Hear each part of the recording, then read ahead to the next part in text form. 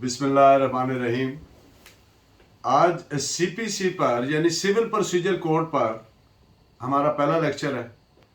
Section 1 से शुरू करते हैं। तो section 1 of the CPC subclass 1, the act may be called civil procedure code 1908 and subclass 2 it shall come into force on 1st January 1909 and subclass 3 it extends to the whole of Pakistan। सारे पाकिस्तान पर ये लागू होता है, applicable है। अब एक बात के जो central laws statute reforms ordinance 1960 है वो उसने एक्सटेंड किया जितने भी सेंट्रल एक्ट्स और ऑर्डिनेंसेस थे और जो कि स्पेसिफाइड है in the second schedule of CPC बशमूल सीपीसी, इन सब को लागू किया, एप्लीकेबल किया to the whole of Pakistan. और 1955 में कलात एरिया और Gadoon areas they were made part of the district Mardan, तो उनको भी एप्लीकेबल कर दी गई, उनको हिस्सा बनाया गया 14/10/1955, 14 अक्टूबर 1955। इस पॉइंट पे आप लिखें, जजमेंट नोट फरमा लें। PLD 1973 Peshawar page 89 and PLD 1966 Quetta page 44।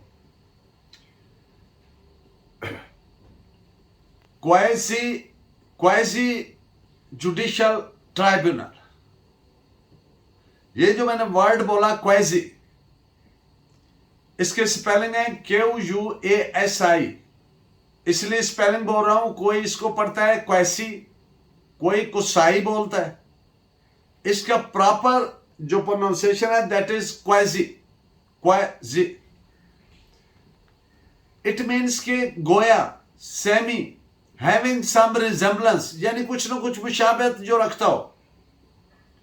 आप जानते हैं कि ट्राइब्यूनल्स जितने भी हैं वो क्वासी जुडिशियल फोरम तस्वर होते हैं, और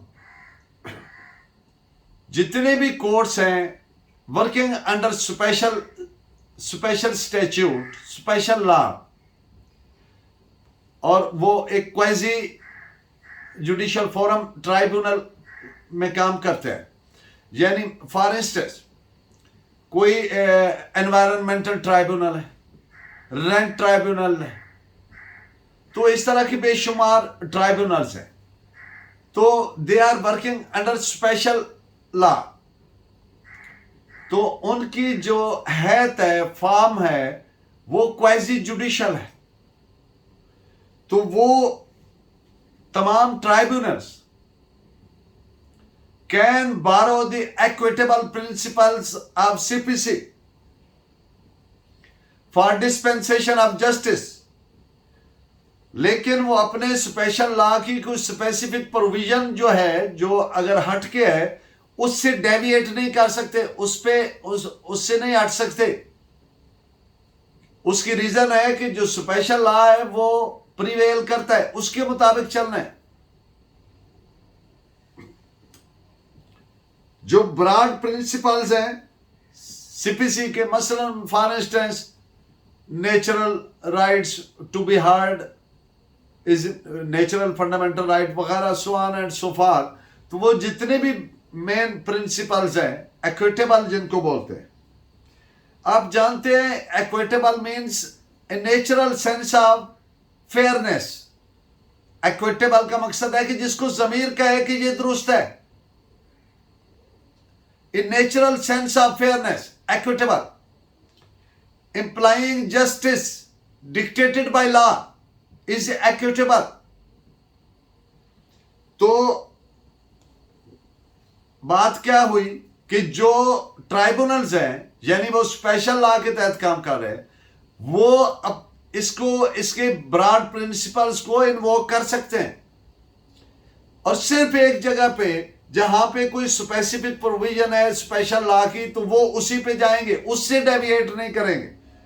तो इस पे आप केस लॉ नोट फरमाइए इस पॉइंट पे, 2013 CLC page 960। CPC applies to the procedures of all courts of civil judicature, including the high courts.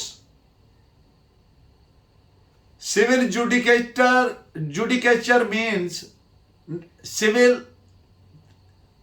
दीवानी निज़ाम अदलिया। जुडिकेचर आप जानते हैं निज़ाम अदलिया, तो बशमूल हाई कोर्ट्स के CPC तमाम सिविल जो दीवानी नौयत के निज़ाम अदलिया है उसको अप्लाई करेगी।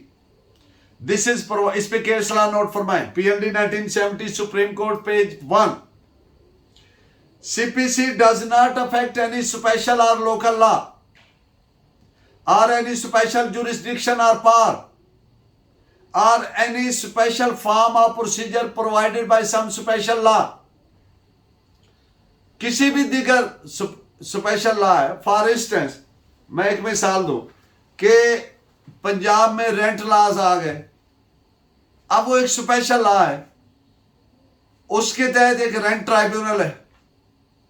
अब जो जनरल दीवानी केसेस हैं जनरल लॉ के तहत, उनमें सूट फाइल होता है, जवाब दावा आता है, लेकिन उसमें लीव लेना पड़ती है जवाब दावा देने के लिए। तो यहां पर एक स्पेसिफिक प्रोविजन आ गई, तो CPC उससे मिलिटेट नहीं करती, उससे कॉन्फ्लिक्ट नहीं करती, फिर वही प्रिवेल करेगा। AIR 1921 PC पेज 80 इस पॉइंट पे जब भी कॉन्फ्लिक्ट होगा कि कौन सा कानून चलेगा, तो स्पेशल लॉ प्रिवेल करेगा। एक बड़ा मेन प्रिंसिपल है, आप जानते हैं, जनरल लॉ पर CPC जनरल लॉ है, CRPC जनरल लॉ है, PPC जनरल लॉ है, QSO जनरल लॉ है। तो जब कोई स्पेशल लॉ आता है तो फिर वो प्रिवेल करता है जनरल लॉ पे उस हद तक जिस हद तक वो प्रोवाइडेड है। रिमेनिंग फिर जनरल लॉ वो वैक्यूम नहीं पैदा होने देता। तो इस पॉइंट पे आप नोट फरमाइए, PLD 1987 supreme court page 512। CPC कोई रुकावट, कोई क्लॉग पैदा नहीं करती, कोई बोझ या बार नहीं बनती।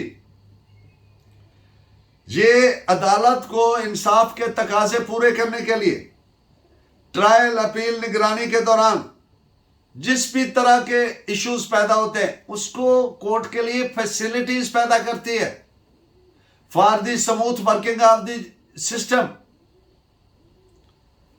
इस पॉइंट पे आप नोट फरमाएं, PLD 1985 सुप्रीम कोर्ट पेज 345।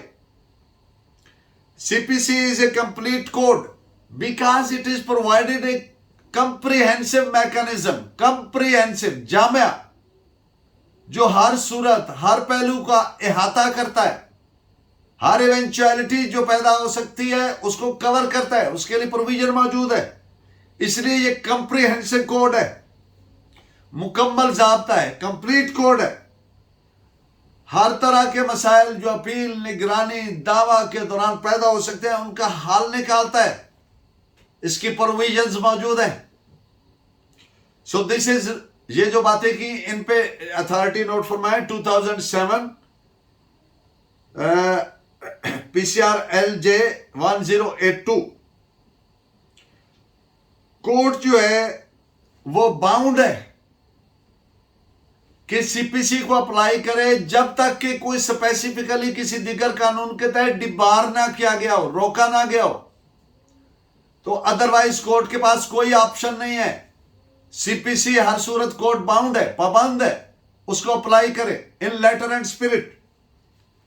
इस पे 2 जजमेंट्स लिखें, 2007 CLD page 1311 and PLD 1987 supreme court page 512।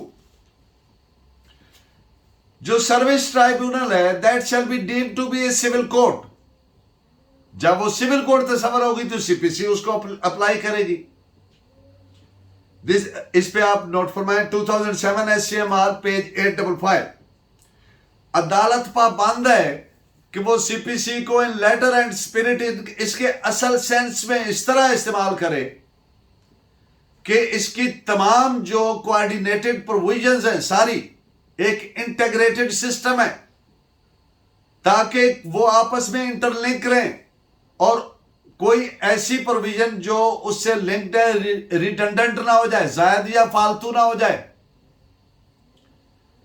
इस पॉइंट पे आप नोट फरमाइए 1966 MLD पेज 566।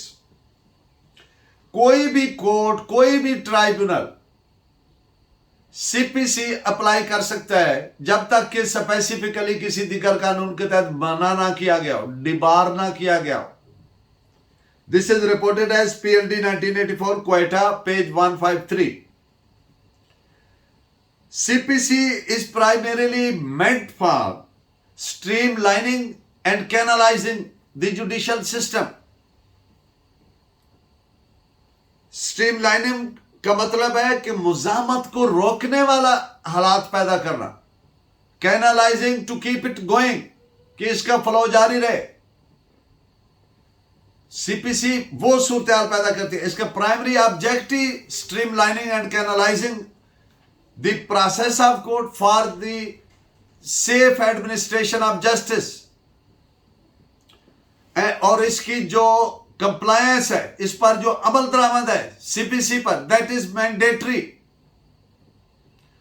और इसमें जो प्रोविजंस हैं उनको ये नहीं कहा जा सकता कि ये बिल्कुल ये तो टेक्निकल, नो नो। अब आपके सामने एक मिसाल रखता हूं कि एक पार्टी है, उसने जानबूझकर डिलिबरेटली या लापरवाही से या एक अपने वो आलसीपन की वजह से कोई एक्ट या ओमिशन करनी थी और वो ना की, और दूसरी राइट पार्टी का वेस्टेड राइट पैदा हो गया, तो अब ये नहीं कह सकते ये तो फॉर्मेलिटी है जनाब, इंसाफ नहीं हो रहा। मिसाल के तौर पर एक पार्टी के खिलाफ केस का फैसला हुआ, दावा, उसने अपील करनी थी 30 दिन के अंदर,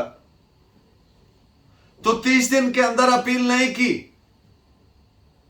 और कोई ऐसी रीजनेबल काज या वो चीज भी सामने ना आ सकी कि जिस वजह से 30 दिन के अंदर वो अपील ना कर सके।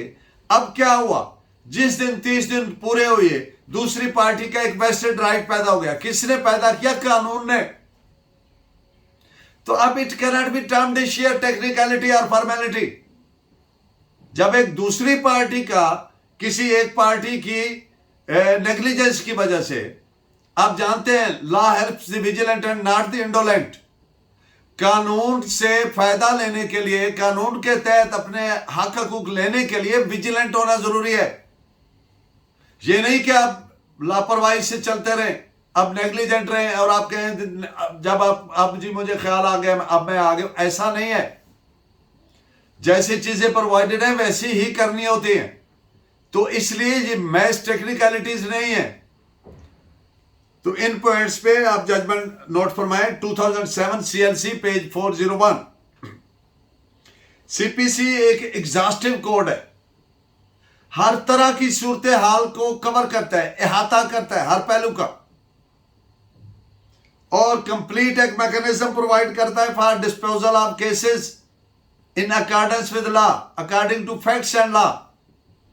इस पे आप नोट फरमाइए 2007 CLC पेज 831।